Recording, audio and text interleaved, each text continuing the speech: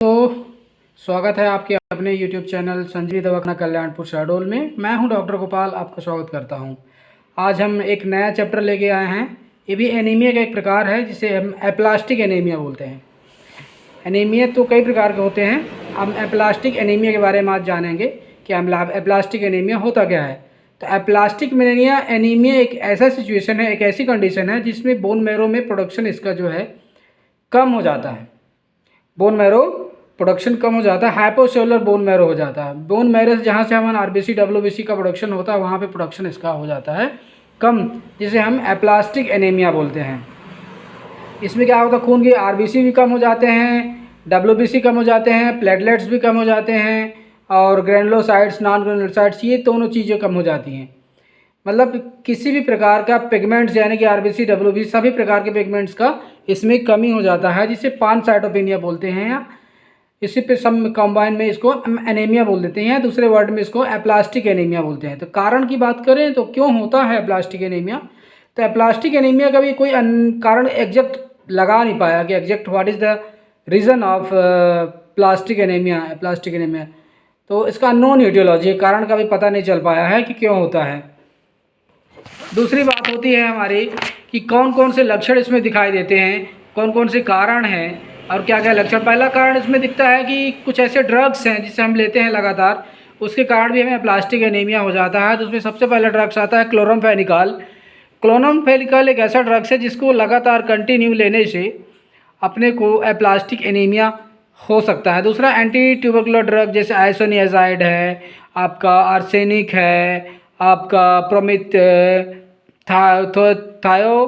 थायोरिडाजीन है। ये कुछ ड्रग्स है जिनके कारण अपने को एप्लास्टिक एनीमिया होता है। कुछ ऐसी दवाइयाँ हैं जो गाउट या गठियावात के लिए यूज़ की जाती हैं, उनको लगातार खाने से भी हमको एप्लास्टिक एनीमिया हो जाती है एक प्रकार का। और कुछ एंटी डायबिटिक ड्रग्स, कुछ दवाइयों को खाने से भी पानसाइटोपेनिया यानी कि एनीमिया होता है। सभी ग्रेन्यूल्स कम हो जाते हैं, आरबीसी डब्ल्यूबीसी प्लेटलेट्स।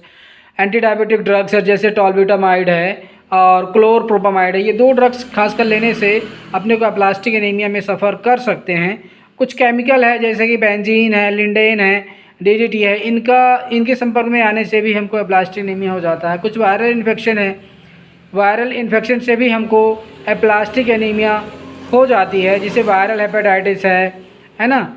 और कुछ है ईओसिनोफिलिक कंडीशन है, इस कंडीशन में भी हमको एप्लास्टिक एनीमिया नाम की बीमारी हो जाती है। इसमें आप जानना चाहेंगे इसमें क्लिनिकल सिम्टम्स क्या मिलते हैं, इसमें क्या क्या लक्षण हमको दिखाई देते हैं जिससे हम पता लगा पाएँ कि हमको एप्लास्टिक एनीमिया नाम की बीमारी हो गई है, जिससे हम उससे बचाव कर सकते हैं। तो पहला उसमें लक्षण दिखाई देता है कि हमको खून की कमी हो गई है।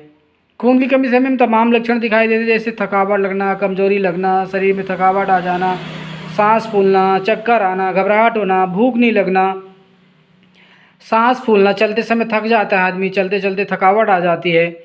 हाथ और पैर की उंगलियां जो नाखून उसको दबाने से हमें रेडनेस दिखाई नहीं देते, एलर्जीज दिखाई देते हैं, पीले दिखाई देते हैं, वाइटिश दिखाई देते हैं, जिससे हमको पता चलता है कि हमको एनीमिया हो गया, खून की कमी हो गई है। सभी प्रकार के ग्रेन्यूल्स, न्यूट्रोफिल, एशिनोफिल, इनकी कमी हो जाती है। प्लेटलेट्स की भी कमी हो जाती है। फिजिकल एग्जामिनेशन में अपन देखते हैं, जब हम एग्जामिनेशन करते हैं किसी पेशेंट का, किसी मरीज़ की हम जांच करते हैं तो उससे पता चलता है, उसको देखने से लगता है इसको जॉन्डिस हो गया है।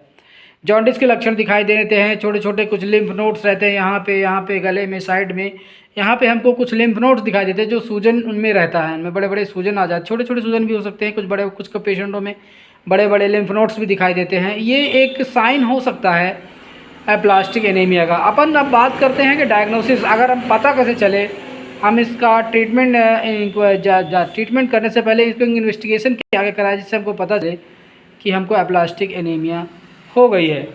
तो इसमें कंप्लीट ब्लड काउंट है, हीमोग्राम जिसे अपन बोलते हैं, उस कंप्लीट ब्लड काउंट में अपन सीबीसी अपन करवा के देखते हैं, उसमें हीमोग्लोबिन लेवल दिखता है, डब्ल्यूबीसी है, प्लेटलेट्स है, न्यूट्रोफिल्स है, लिम्फोसाइट्स, मोनोसाइट, इओसिनोफिल्स, ये सारी चीज़ें देखने को मिलती है। उससे पता चलता है कि हमको ये एप्लास्टिक एनीमिया के साइन दिखाई देते हैं उसमें। और सीरम आयरन और ट्रांसफेरेंट सैचुरेशन उसमें इंक्रीज हो जाता है, बढ़ जाता है। सीरम आयरन और ट्रांसफेरेंट सैचुरेशन अपन ब्लड में देखते हैं तो उसमें इंक्रीज हायर साइड दिखाई देता है। और इसमें ज़्यादातर खासकर ज़्यादातर प्लास्टिक एनीमिया हो जाता है तो ग्रेनुलोसाइट काउंट लेस देन 500 पर माइक्रोलीटर, 500 माइक्रोलीटर से भी कम हो जाते हैं ग्रेनुलोसाइट्स। प्लेटलेट 20,000 से भी कम आ जाता है और रेटिकुलोसाइट 1% से भी कम हो जाता है। मैनेजमेंट की अपन बात करें तो मैनेजमेंट में हम क्या क्या दे सकते हैं। पहला तो हमको कारण को पता लगाना पड़ेगा कि किन कारणों से हमको प्लास्टिक एनीमिया ये नाम की बीमारी हमको हो रही है। उस कारण को फाइंड आउट करना पड़ेगा, उसको पता लगा के उसको ख़त्म करना पड़ेगा, यानी कि रिमूव करना पड़ेगा उस काजेज़ को। दूसरा, सपोर्टिव थेरेपी हमको देना पड़ेगा। अगर कोई इन्फेक्शन हो तो एंटीबायोटिक या कुछ ऐसे ड्रग्स देना पड़ेगा जिससे इन्फेक्शन हमारा कम हो।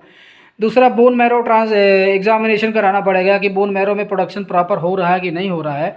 तीसरा, सप्लीमेंट है आपका iron, folic acid, vitamin B12, ये लगातार उसको डेली डोज में लगातार कंटिन्यूस फॉर्म में देना पड़ेगा, परसिस्टेंट डोज देना पड़ेगा। अगर ज़्यादा रिक्वायरमेंट हमें लगता है कि कम है, प्रॉब्लम इसको ज़्यादा है, तो उसको उस समय ब्लड ट्रांसफ्यूज़न या कि 1 या 2 यूनिट ब्लड की आवश्यकता पड़ सकती है, उसको हमको ब्लड ट्रांसफ्यूज़न कराना पड़ेगा लाइफ सेविंग के लिए।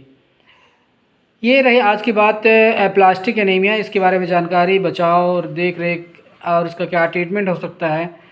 हमारा ये चैप्टर आपको अच्छा लगा हो तो इस चैनल को हमारे सब्सक्राइब कर लीजिएगा और जो भी क्वेरी होगी या फिर कोई जानकारी अगर आपको जानना चाहेंगे तो हमें आप कमेंट बॉक्स में लिख के मैसेज कर सकते हैं, जिसे हम आपके जवाब का रिप्लाई देने की कोशिश करेंगे। हम मिलेंगे नेक्स्ट चैप्टर आगे अगले दिन नए चैप्टर के साथ। Thank you.